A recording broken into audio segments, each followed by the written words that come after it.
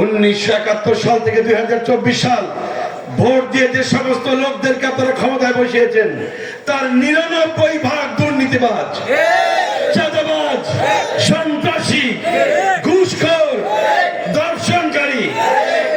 বাংলার মানুষ চায় একটি নীতি নৈতিকতাপূর্ণ, একটি ইনসাফপূর্ণ রাষ্ট্র। বাংলার মানুষ চায় একটি বৈষম্যহীন রাষ্ট্র। আমরা আর কতকাল রক্ত দেব? আর কতকাল আমাদের মধ্যে সংঘর্ষ হবে? আর কতকাল বাংলাদেশিরা বিভাজনের রাজনীতি করবে? আমরা বিভাজনের রাজনীতি চাই না। আমরা হিন্দু, বৌদ্ধ, খ্রিস্টান, মুসলমান বাংলাদেশের নাগরিক। আমরা বাংলাদেশের নাগরিক পরিচয়ে একসাথে মিলেমিশে থাকতে চাই। আমরা কোনো রক্ত খরচে চাই না। খুনি হাসিনা চলে যাওয়ার সময় 90,000 কোটি টাকা বাংলাদেশের ব্যাংক থেকে লুট করেছে।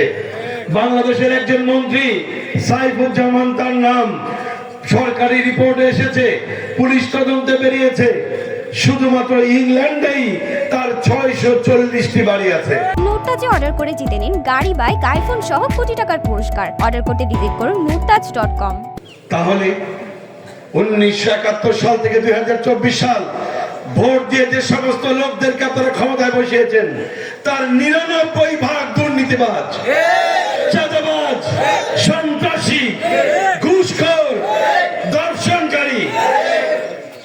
তাহলে আপনারা এই ধরনের লোকদেরকে আর নেতৃত্বের আসনে বসাতে চান? যদি কেউ চেয়ে থাকেন তাহলে কান পেতে শুনে রাখুন। যদি আর কেউ আপনারা কোন সন্ত্রাসী, চাঁদাবাজ, টেন্ডারবাজ, বাংলাদেশের স্বাধীনতায় বিশ্বাস করে না এমন লোকদেরকে যদি আপনারা ভোট দেন, তবে অবশ্যই আপনারা শহীদের রক্তের সঙ্গে বেঈমানি করা হবে। আমরা এটা মনে প্রাণে বিশ্বাস করি। চিন্ময়ের সঙ্গে কিংবা ইসকনের সঙ্গে বাংলাদেশের আপামর হিন্দু সম্প্রদায়ের কোনো সম্পর্ক নাই। ইসকনের সন্ত্রাসের সঙ্গে হিন্দু সম্প্রদায়ের কোনো সম্পর্ক নাই। বরং ইসকন ভারতের এজেন্ডা বাস্তবায়নের জন্য বাংলাদেশকে অস্থিতিশীল করার চেষ্টা করছে। প্রিয় ভাইরা, বাংলাদেশে যখন বিশ্বজিৎকে কুপিয়ে হত্যা করা হয়েছিল আমরা ভারতের মায়া কান্না দেখি নাই। আজকে চিন্ময়ের জন্য ভারতের যে মায়া কান্না, বাংলাদেশে অসংখ্য হিন্দু ভাইকে সন্ত্রাসীরা মেরে ফেলেছিল, তাদের জন্য ভারতের মায়া কান্না দেখি নাই। চিন্ময়ের জন্য এই মায়া কান্না প্রমাণ করে চিন্ময় ভারতের দালাল। বাংলাদেশে বসে বাংলাদেশের স্বাধীনতা, সার্বভৌমত্বের বিরুদ্ধে ষড়যন্ত্র করছিল, যার কারণে বর্তমান অন্তর্বর্তী সরকার চিন্ময়কে রাষ্ট্রদ্রোহিতার মামলায় আইনের আওতায় নিয়েছে। সুতরাং ভারতের উচিত আমাদেরকে সহযোগিতা করা, আমাদের সঙ্গে বিরোধিতা করা নয়। প্রিয় ভাইরা, আমরা একটি কল্যাণময় রাষ্ট্র চাই। এই শুধু একটি নির্বাচনে যদি হয় তাহলে তো 2014 সালেও নির্বাচন হয়েছে, 18তেও নির্বাচন হয়েছে, 24এও নির্বাচন হয়েছে। বাংলার ছাত্র জনতা কিন্তু বাংলার মানুষ শুধুমাত্র একটি নির্বাচনের জন্য এই রক্তক্ষয়ী সংঘর্ষে অংশগ্রহণ করে নাই। বাংলার মানুষ চায় একটি নীতি নৈতিকতাপূর্ণ, একটি ইনসাফপূর্ণ রাষ্ট্র।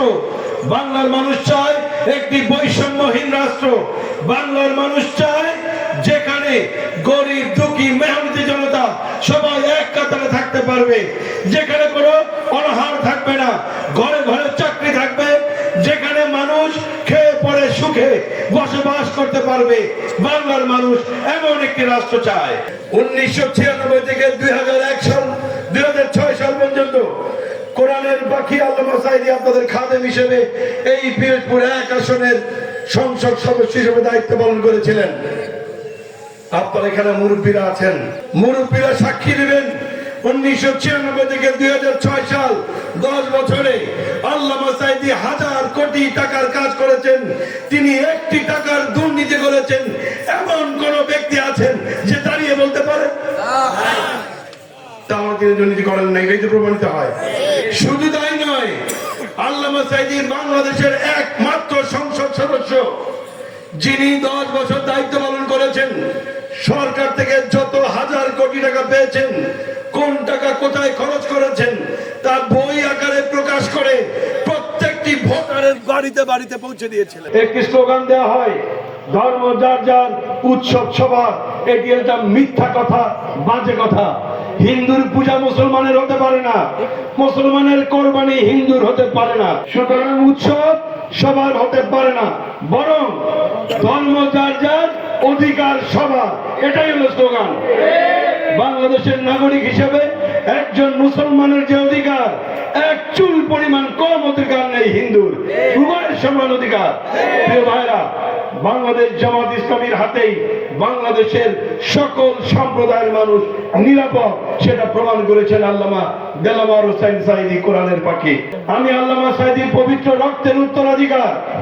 আমি আপনাদেরকে আজকের এই মুহূর্তে ওয়াদা করে যাচ্ছি, যদি আপনাদের মূল্যবান ভোটে এবং আল্লাহ তাআলার দয়ায় আমি যদি আপনাদের খাদেম হিসেবে আসতে পারি, ইনশাআল্লাহ সুষম বন্টনের মাধ্যমে পিরোজপুর 1 আসনকে বাংলাদেশের শ্রেষ্ঠ জেলা হিসেবে আমরা রূপান্তর করবো ইনশাআল্লাহ। আওয়ামী লীগ বাদে যে দলেই থাকুক, সেই দলের সৎ এবং যোগ্য লোক বাছাই করে ভোট দিয়ে। শুধু জামাত এটা আমি দাবি করছি না।